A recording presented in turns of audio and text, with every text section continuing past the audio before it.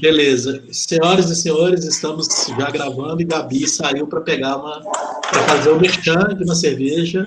Véi, eu tenho que fazer isso. Sabe, eu tenho que fazer, sabe por quê? Sabe aquele carro do ovo que você falou? Então, tem quem eu conheço, que são os meninos que fazem a cerveja. São o Leandro, o Regis, que são irmãos, e o Pedro. Aí, véi, o Regis manda mensagem pra mim assim, tô passando só ruas, quer que deixe uma caixa aí? Uai, você tá doido? Uai, meu filho, pode deixar. É sensacional, faz o merchan aí. Chama Sapiens. É uma... Yes! É da Ramp Beer.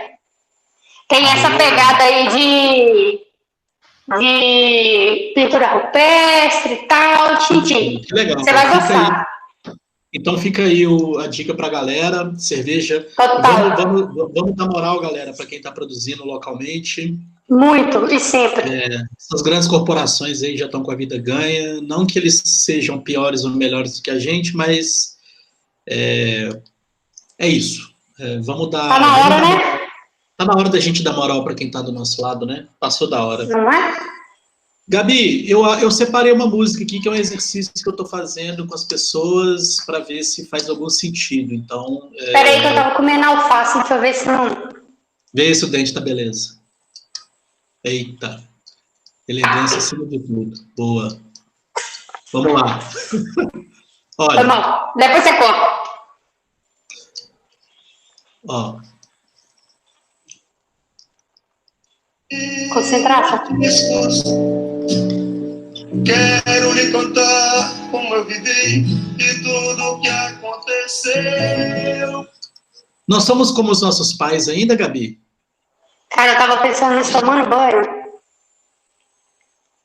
Como é que você adivinhou? Então, olha só. Eu acho que sim e que não.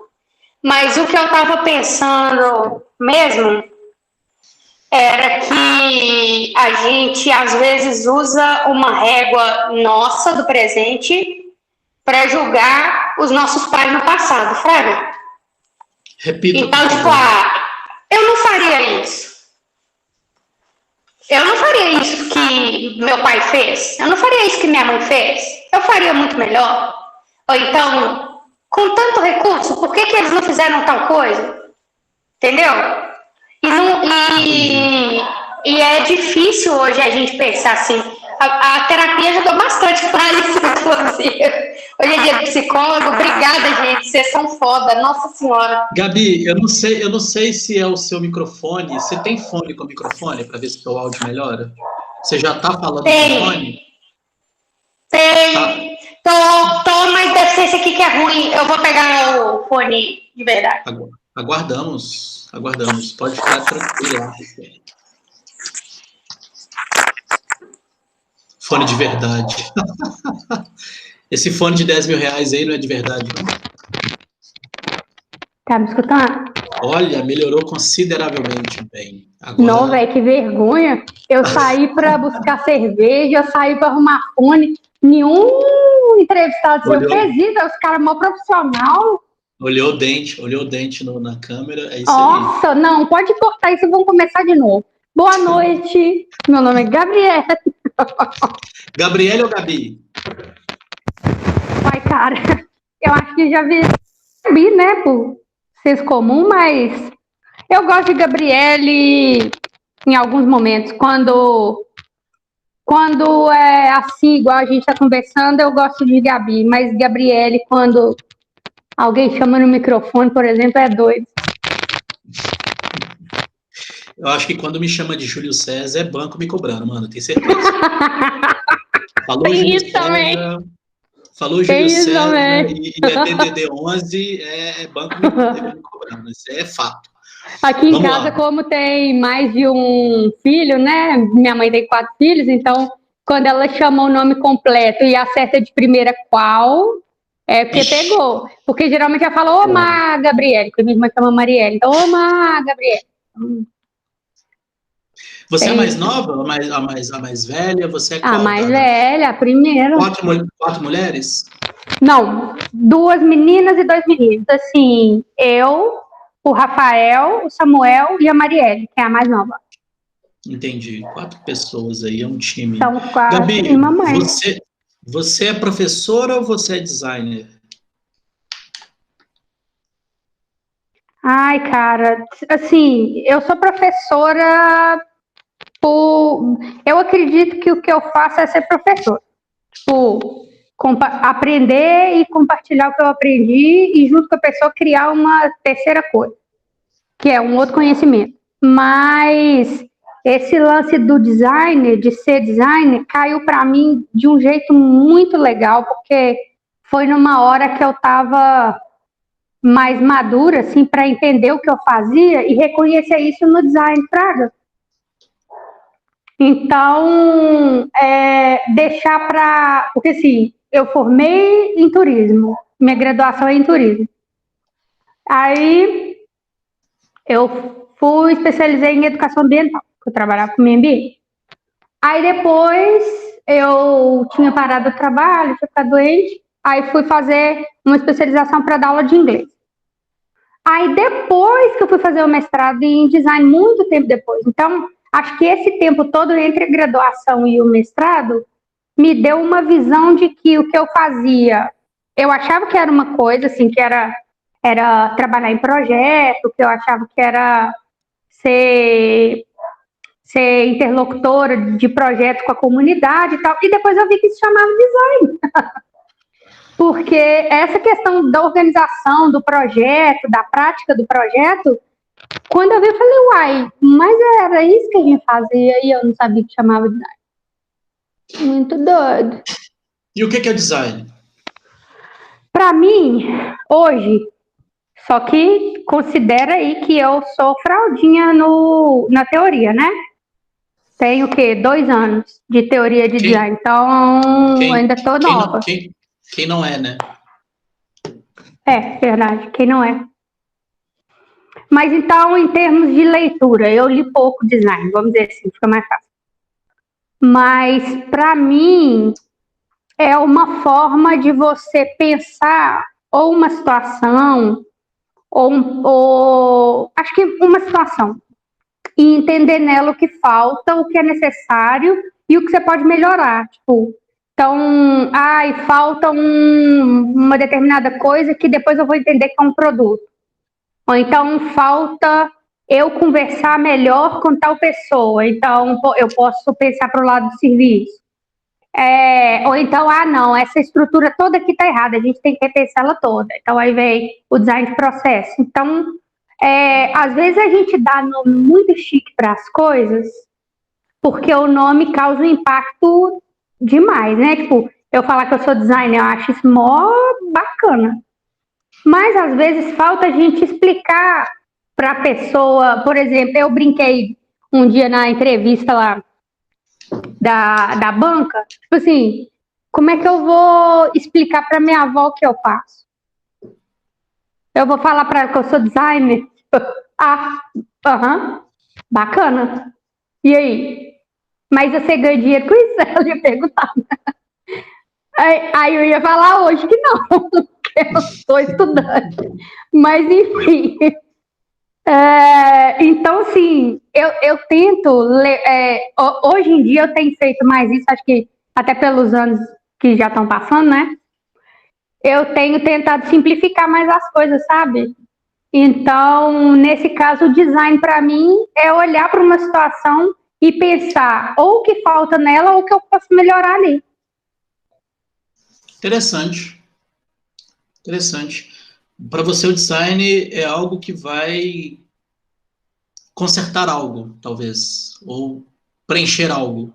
Ou consertar, ou melhorar, ou talvez multiplicar aquela coisa bacana em outro lugar. Entendi. Sei. Você se vê hoje como uma designer que atua mais com processos, mais com produto, mais com serviços? Qual que é a sua linha assim, de trabalho? Então, até agora de manhã, eu achava que eu estava no design de serviço, sabe? Por causa da minha dissertação. Só que aí eu fui vendo o seguinte, a minha área de estudo agora, ela ecomuseus. Então, não sei se você conhece o sentido, a instituição ecomuseu, mas é uma forma de preservar um patrimônio no lugar onde ele está, sem você levar ele para a casinha do museu tradicional, entendeu? Resumindo, seria isso. Entendi. Eu não vou fazer desculpa te interromper, Gabi, claro, só para eu claro. entender bem, assim. Homem interrompe, mulher demais, né? Desculpa, mas assim... Nesse caso, tá bom. Pode interromper, eu deixo. Você tem um lugar e você não vai reproduzir esse lugar em outro lugar. Ali é o museu, é isso? Exatamente. Tá. Só que ali é o museu, não no sentido dele ser uma instituição ali. Cada lugar é de um jeito. Mas essa ideia de pensar que aquele lugar, aquele patrimônio, porque, assim, quando a gente está falando de ecomuseu, a gente está falando de 3 questões. De território, que é onde esse patrimônio está, da comunidade, que geralmente é ela que produz o patrimônio, né? E do próprio patrimônio. Então, são 3 questões. O ecomuseu, o que ele quer fazer? Ao invés de pegar um patrimônio, quando eu estou falando pegar um patrimônio, é mais no sentido de objeto, né? Porque fica mais fácil da gente entender. Por exemplo, um Santo Graal, que eu olhei para a taça. O Santo Graal do Indiana Jones lá. Vamos supor que ele tenha sido produzido em Matosinhos, em Mucambeiro, um lugar lindo que todo mundo deve conhecer. Aí, ao invés de eu pegar esse Santo Graal e levá-lo para um lugar fechado, onde as pessoas vão pagar um ingresso para ver, e ele vai ter uma redoma de vidro para protegê-lo, e vai ter do lado uma plaquinha explicando quanto tempo, de onde veio, qual material e tudo mais. Esse material, o trabalho com a comunidade vai ser feito para que esse material continue onde ele foi encontrado e, mais importante que isso, que ele continue na vida daquela comunidade. Então, por exemplo, se eu quero ver... e isso é muito interessante quando a gente fala de patrimônio imaterial, né? Que não é esse... Que é, por exemplo, o congado de Mucambeiro. Como que eu vou tirar aqueles congadeiros, aqueles tambores, como que chama as bandeirinhas? Estandartes. Os estandartes, como que eu vou tirar e vou pôr dentro de uma sala fechada?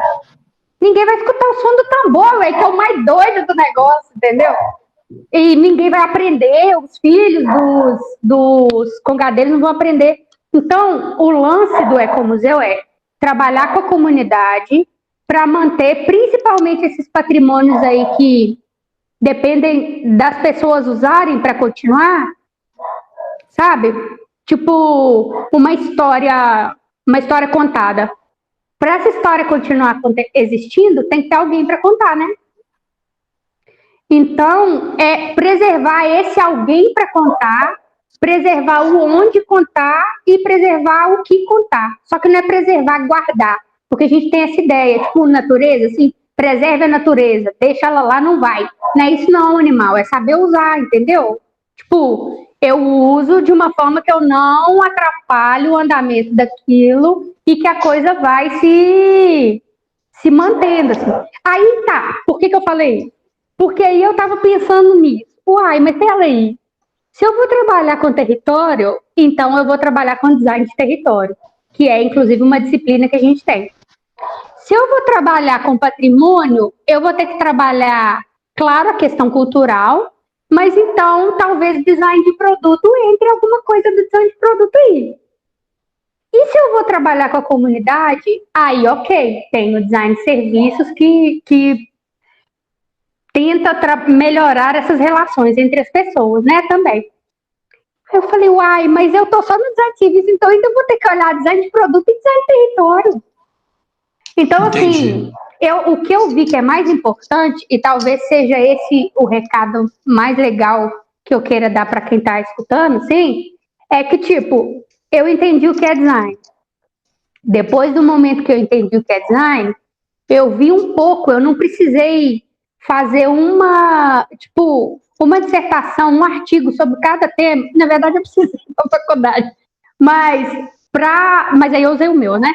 Mas para entender dessas áreas, eu não precisei me aprofundar nelas, eu precisei conhecê-las.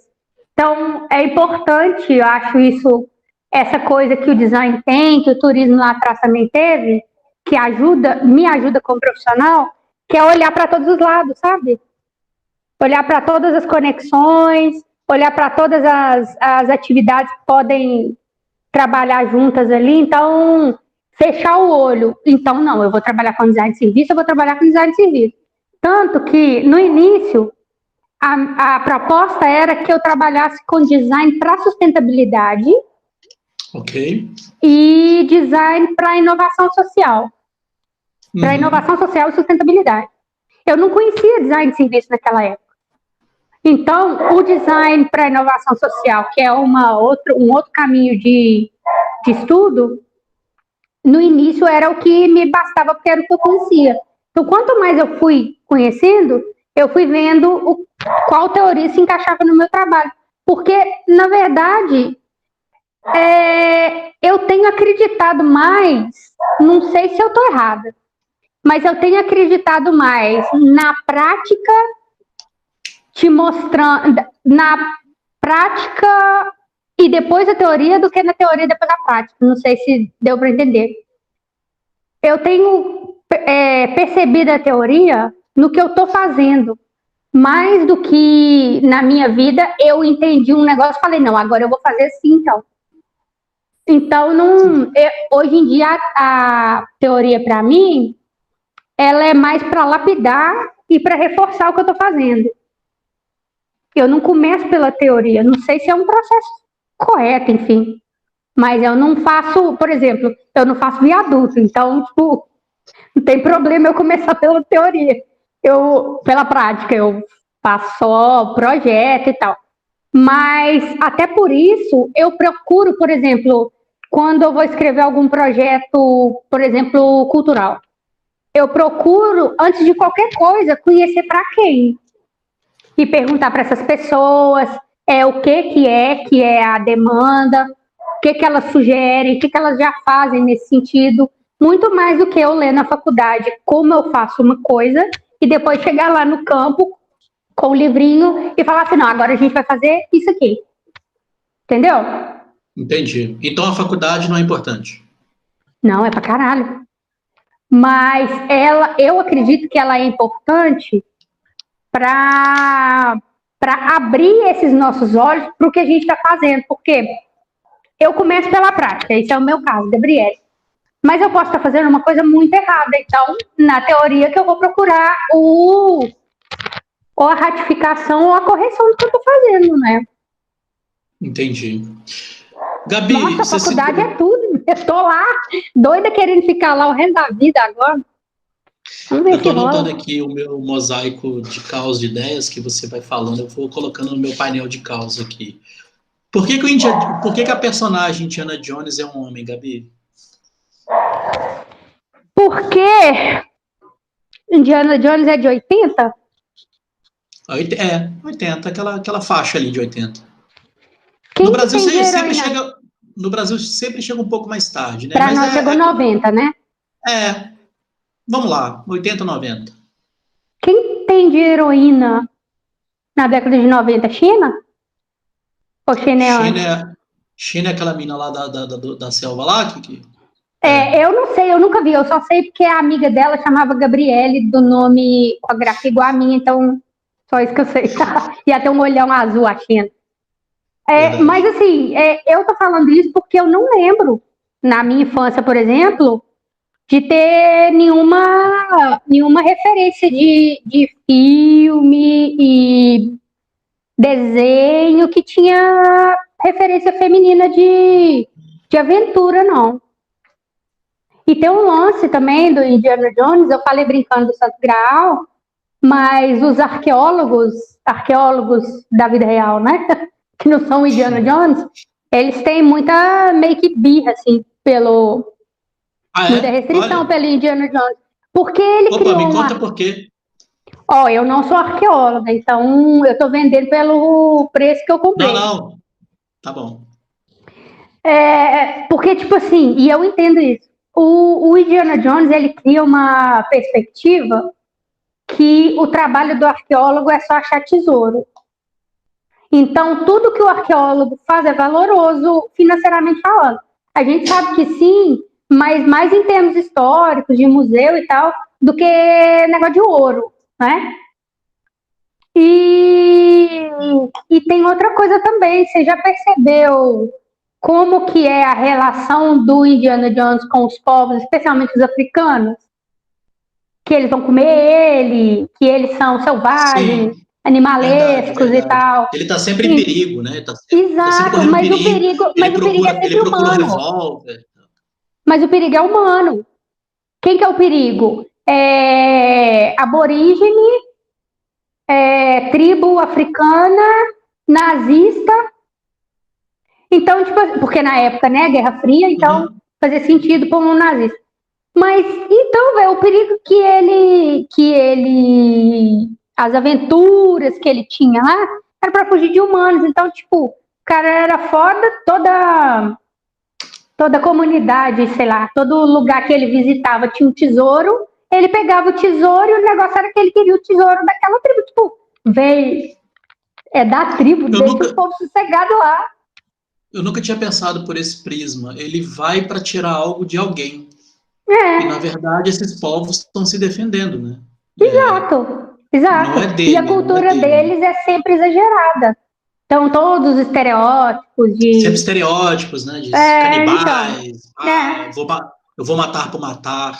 Olha só como é que as coisas são construídas, né? Na nossa cabeça, né? Isso Pois é, eu tenho amigos e família na polícia e um primo meu fala assim, cara, eu não sei de onde que tiraram que polícia é isso aí que a galera mostra, cara, com essas perseguições, com essas, sabe, cara... tira bom, tira mal. Não é assim, cara, enfim. Mete o paulada e tira e, bom...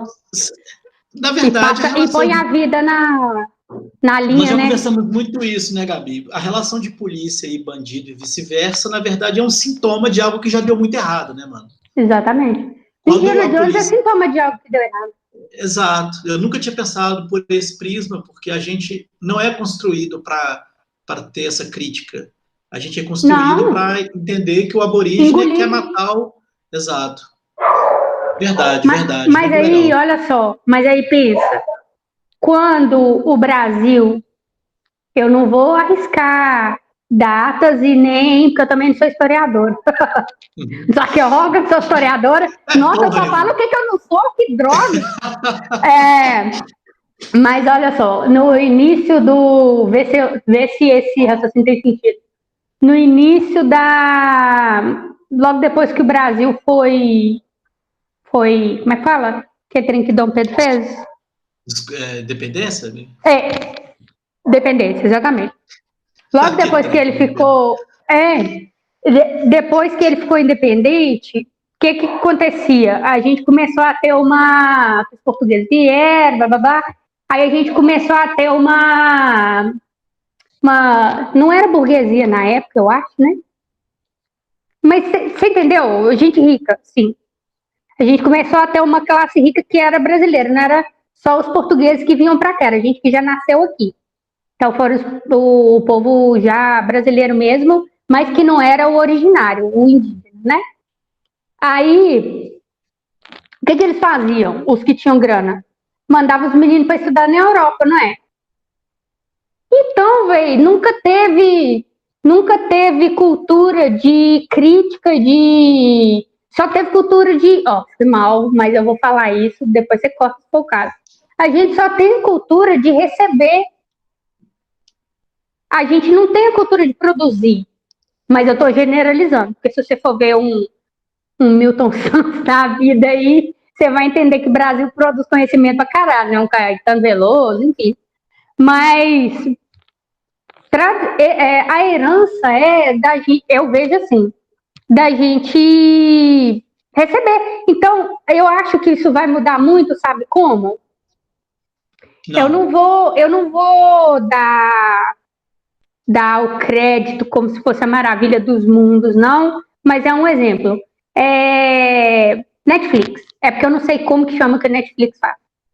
Como que chama? Serviço de streaming. Yes, isso. Serviço de streaming. Isso eu acredito que vai mudar e tem mudado muito os meninos. YouTube, por exemplo, principalmente YouTube. Meninos, crianças, geração abaixo da nossa. Meninas, crianças. Porque eles não têm mais aquela criação de TV Globo, quando não era TV Globo, porque a casa não tinha televisão, era rádio. Então eles não têm só uma visão. Você já viu aquela menina que chama Chimamanda Ngozi Adichie? Ela é nigeriana. Não conheço profundamente, mas já vi coisas. Nossa, os livros dela são muito bons, eu gosto muito, gostei muito. E ela tem um TEDx, se não me engano, ou só TED, que fala o perigo da história única, o perigo da versão única. Tipo assim, eu não lembro o título, mas é o perigo de você conhecer só um lado da história. Então, por exemplo, você conhece só o lado do francês que colonizou a África. Você não conhece o lado do africano que colonizou. Um exemplo clássico disso para mim foi que eu fiquei, assim, abismada. Foi quando tem um podcast que eu escuto, que ele é de política internacional, mas ele tem tipo um spin-off que é de futebol, porque eu gosto muito de futebol. E ele é mais... o futebol é só um fio para ele contar a história de um determinado lugar. Chama Fronteiras Invisíveis de Futebol. E o do Haiti, velho, quando você escuta o do Haiti, um dia você escuta e me fala se você vai dormir, assim, tranquilo.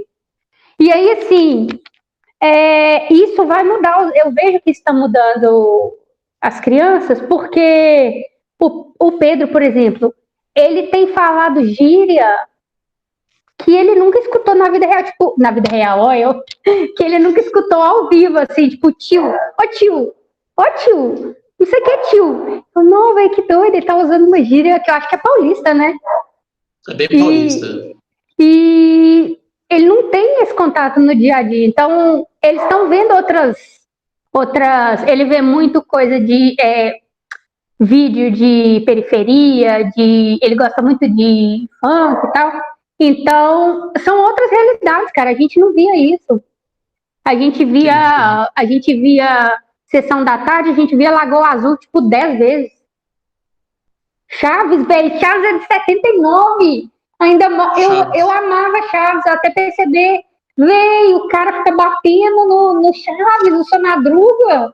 E, ao mesmo tempo, ele apanha da Dona Florinda. Tipo, véi! Olha só, já tá na hora de... Mas você não consegue enxergar que é esse o roteiro que o Bolianos desenhou? A periferia se agredindo o tempo inteiro? Mas, para a gente ter essa visão de pensar como autor, a gente precisa ter amadurecido. O Pedro não pensa como autor. O Pedro é meu filho de 10 anos. Ele não pensa como autor. Ele ri da paulada, tipo... E se a gente agora está nessa posição de pensar, analisar, não, o autor quis dizer isso, o autor quis dizer aquilo, eu acho que cabe a gente fazer as coisas mais claras para quem não tem a maturidade, para quem não tem a história que a gente teve, né, velho?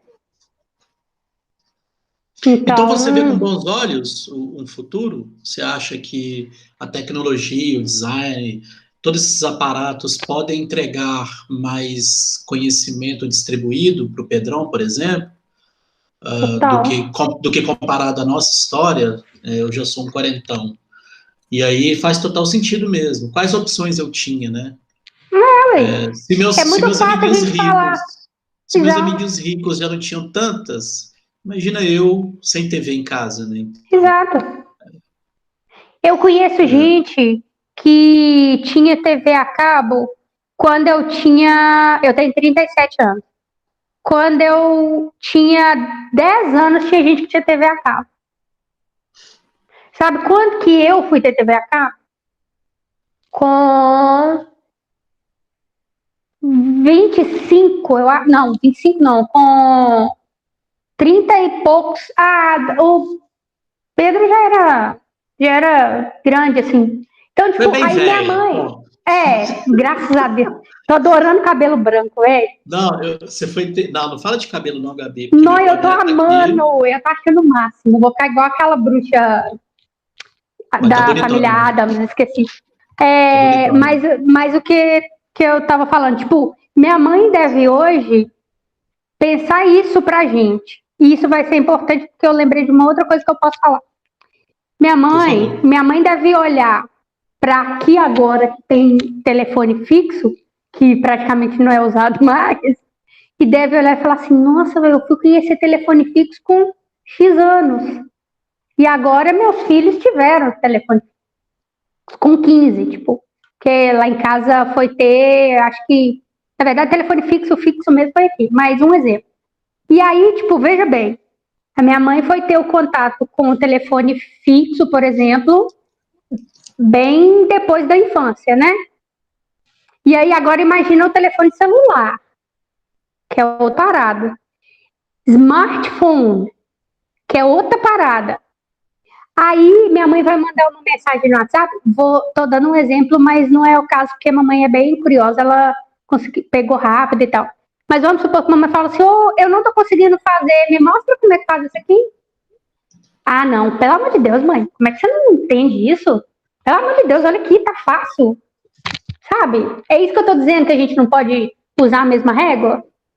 Porque, tipo assim, é tudo novo pra esse pessoal. Mas, tem coisa, gente, né? Mas não dá pra gente ser condescendente com certas coisas. Eu tô dizendo de tecnologia. E quando você me pergunta do futuro de tecnologia, eu acredito que esse campo, ele sempre vai se desenvolver, porque é o campo que tem grana. Tem grana rodando, vai se desenvolver. Tem concentração de dinheiro nesse setor de tecnologia. E a maioria das tecnologias, elas são muito disputadas, né? Você tá vendo aí o 5G, como é que tá? E elas, quando elas começam a rodar mesmo, elas trazem um benefício muito grande. Agora, eu acho que a gente agora devia se preocupar, não era com o futuro das tecnologias, das profissões e tudo mais. Eu acho que a gente devia se preocupar com o futuro das pessoas, sabe? A gente está muito separado da gente, assim. Eu fui sempre dando o meu exemplo, porque não acho justo que não acho justo que o meu privilégio e nem que as minhas faltas sejam, tipo, não tô falando de outra pessoa, tô falando de mim. O que eu vivi tá cheio de falta, cheio de privilégio, cheio de um monte de coisa. E eu vi que a partir do momento em que eu olhei para mim, assim, peraí, o que eu quero, o que tá errado, e terapia ajudou muito nesse ponto, uns pés na bunda ajudaram muito nesse ponto, ficar doente ajudou muito nesse ponto, tudo ajuda quando você quer. E aí minha terapeuta ontem falou uma coisa muito interessante, quando você só consegue melhorar e consegue analisar a situação quando você tá bem.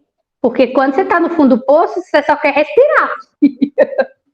Então não adianta falar com a pessoa, tadinha, ela tá tão mal, por que ela não levanta? Não, velho, só dá a mão, cala a boca, não questiona não, fraga. Só dá a mão, segura na cabeça pra vomitar, entendeu? Não é esperar que a pessoa... não é esperar que a pessoa entenda por ela que ela tá no mau lugar, não. Mas aí, o que acontece? Eu precisei de um tempo comigo para entender isso, e isso me ajudou muito no sentido de surgiu a oportunidade de lecionar determinada disciplina.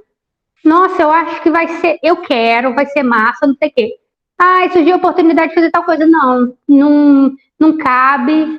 Ou então, não, hoje eu não estou bem, hoje eu estou triste, eu me permiti me dizer triste, me dizer frustrada, me dizer emocionada, coisas que a sociedade sempre viu como, quando eu falo sociedade, as pessoas com as quais eu me relaciono, Nossa, você é doida. Nossa, você chora o tempo todo. Você é desequilibrada. Você é desequilibrada. Só que o interessante é que o meu equilíbrio é justamente ter esses tons. Nossa, gente, hoje é dia do psicólogo, ok? Estou falando de saúde mental. Gente, por favor. É hoje é dia do psicólogo? Cuidem da sua saúde mental. Esse é o conselho que eu dou para as gerações vindouras. Quando os ETs... eu tô usando umas palavras bonitas, velho. Você tá muito machadiana. Gabi, você está conectando uma série de coisas aqui. Eu percebi que você não desconectou de uma certa maneira do turismo. Você falou que você é turismóloga e tal. Eu falei, então ela pivotou, né? Assim que as startups falam. Não, eu não Mas, sei. na verdade, você não saiu do turismo nunca, na verdade. Cara, a verdade é que eu nunca pivotei. Porque agora eu entendi o que é pivotar, meu filho. Pivotar é voltar atrás, não é mudar o caminho. Você tá doido? Como é que o designer não sabe o que é pivotar, só? Você tá ligado que eu faço várias caras de entendido nas reuniões, né? A pessoa manda a palavra lá, eu mantenho a postura e falo, é isso aí, mano. O que é que me falaram outro dia, Gabi? Screenar. Que? A hora que você for screenar da tela. É da tela. Ai, gente, não. Eu não assentador e a pessoa tá assim, não, mas aí quando a gente tá no processo de screenar, meu Deus! Caralho, que é screenar, mano. Mas isso que você tá falando é muito massa, olha só. Eu acho que eu já te falei isso, que eu sou crítica ferrenha desses, apesar de usar, né, desses estrangeirismos e tal. Você é uma espécie de Ariano Suassuna de Matosinhos, mulher. Nossa, véi! Eu mando o seu cachê pelo correio quando ele voltar. O Ariano Suassuna, eu não sei de onde... que ele fala do copo, do glass, ele falava do glass, né? Mas de onde que ele tirava tanta energia? Porque você imagina a carga, Gabi, de carregar. Para você ter uma ideia, você sabe disso melhor que eu. Ele não concordava com a nação zumbi, gente. Olha que ponto que o Ariano Suassuna chegava. Ele falou. De ter que dar palestra para explicar... Mas deu para entender total o ponto de vista dele. E detalhe, padrinho de Chico, né? Padrinho de Chico Science, claro, gente, meu Chico Deus. Ciência que ele fala, Chico Ciência.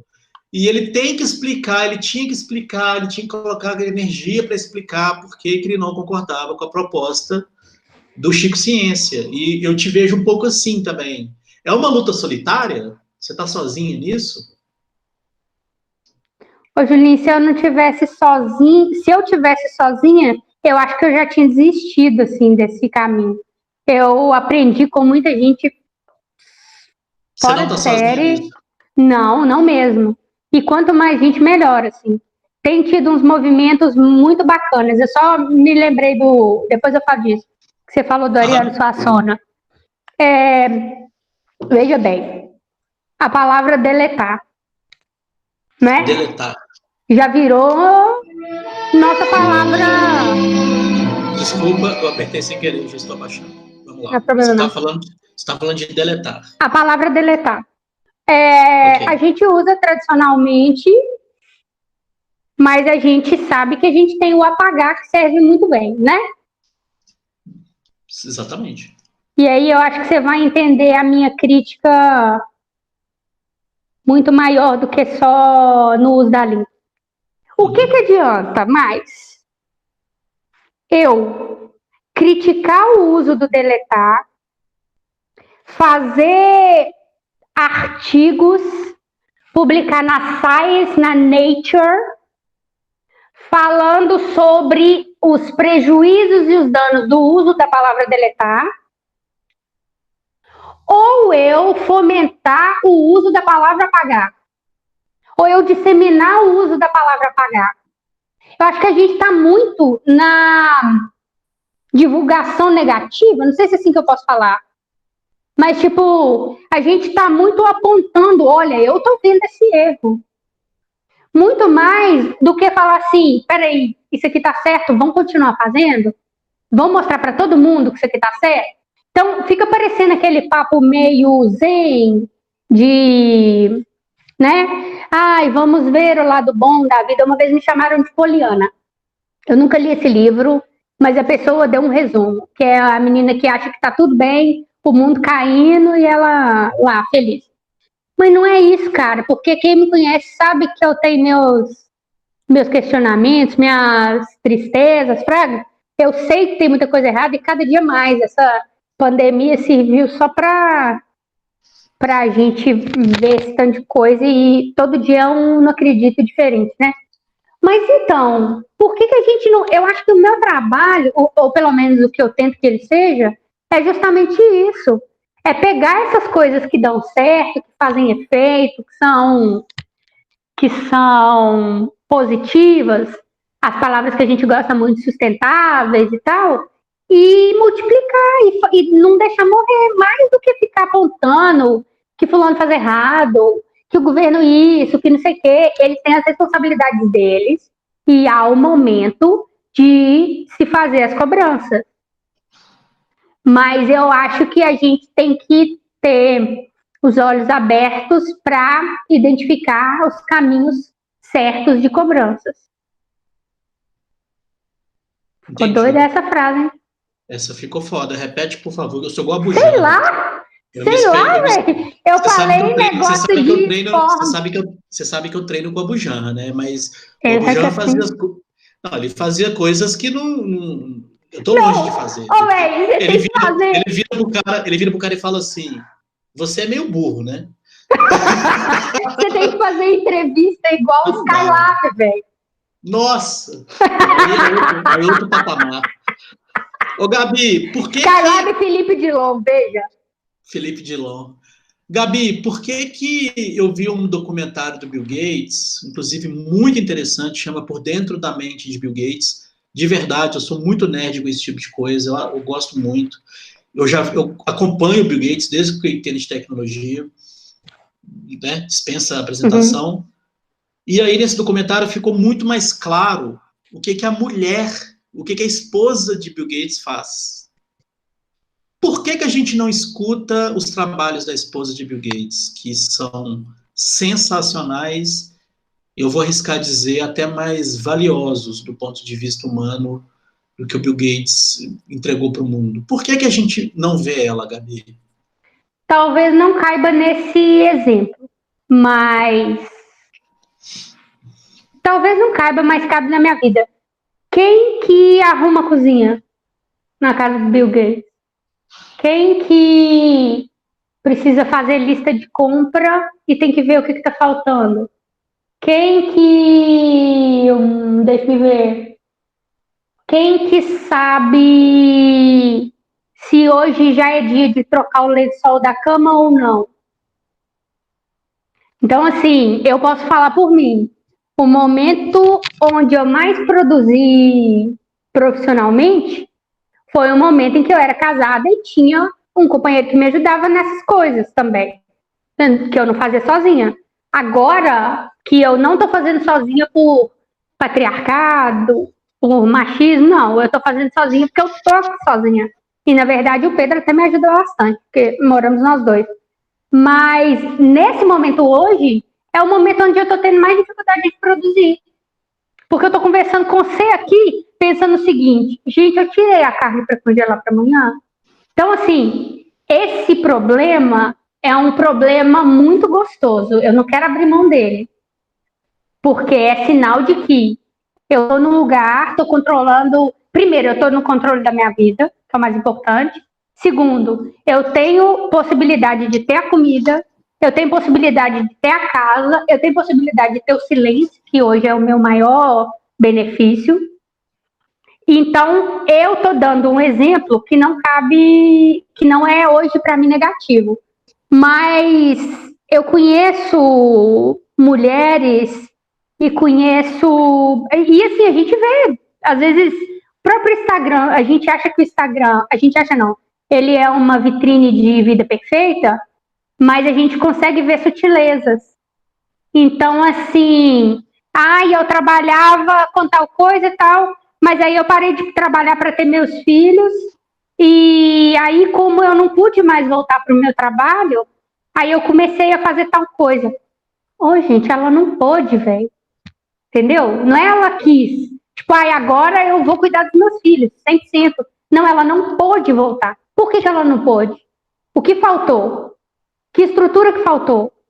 A gente não se preocupa com a estrutura familiar, velho. Eu não sei se a sua criação foi assim, mas as criações que eu presenciei eram, pelo menos na minha família, as mulheres sempre tiveram liberdade para estudar, então não é um caso aqui.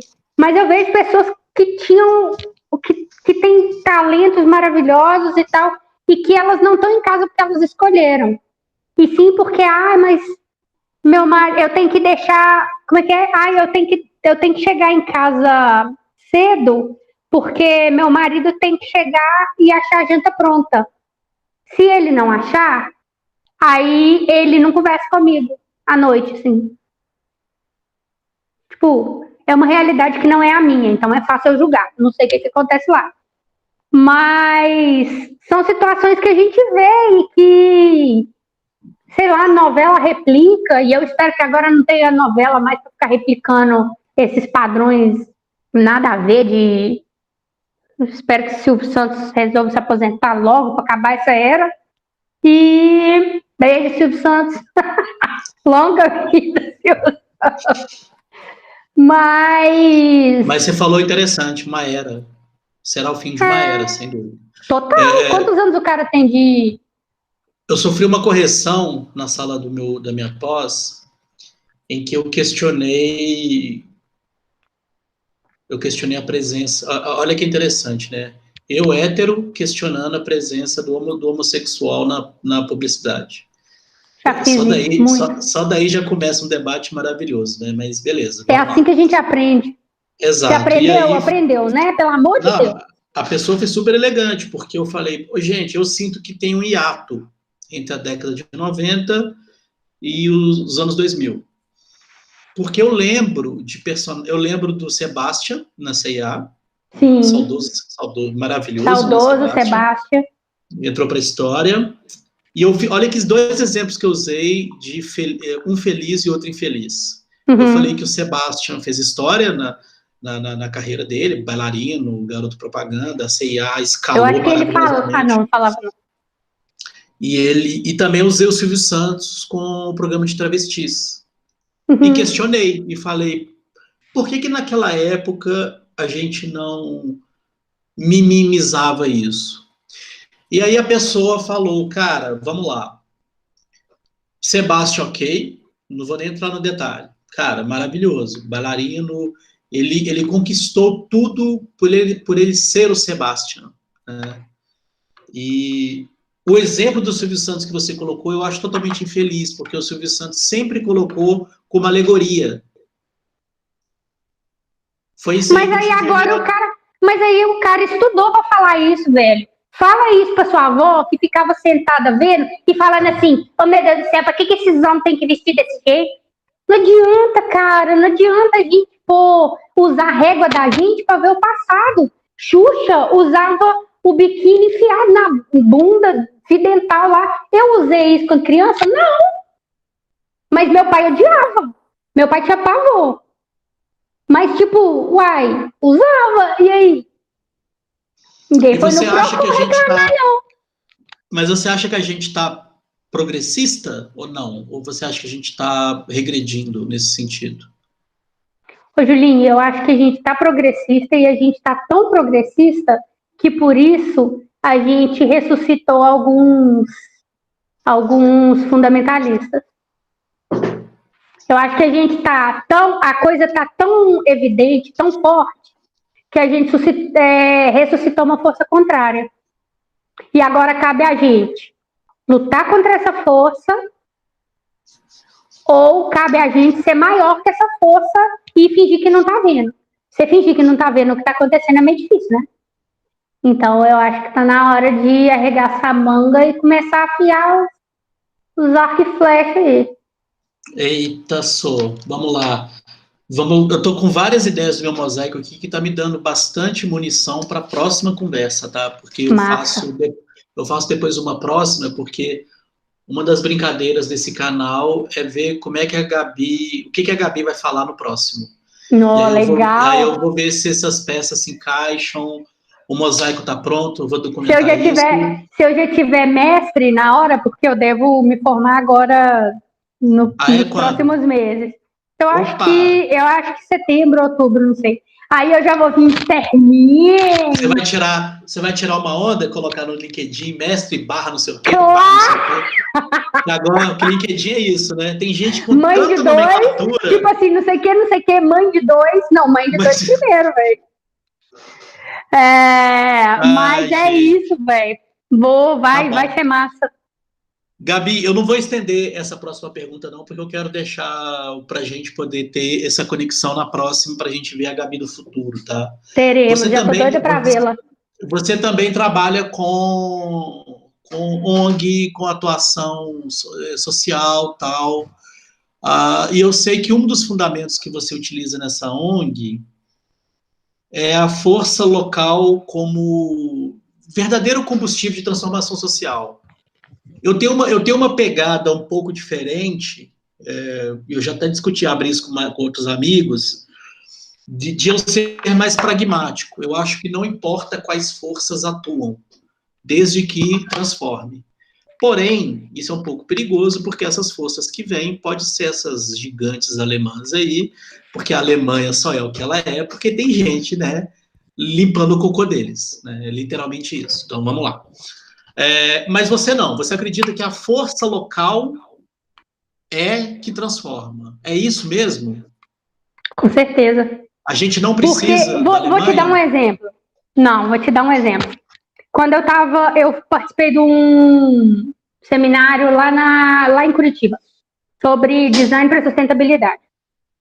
Aí fomos divididos em grupos e essa sessão trabalharia o design para sustentabilidade na esfera social.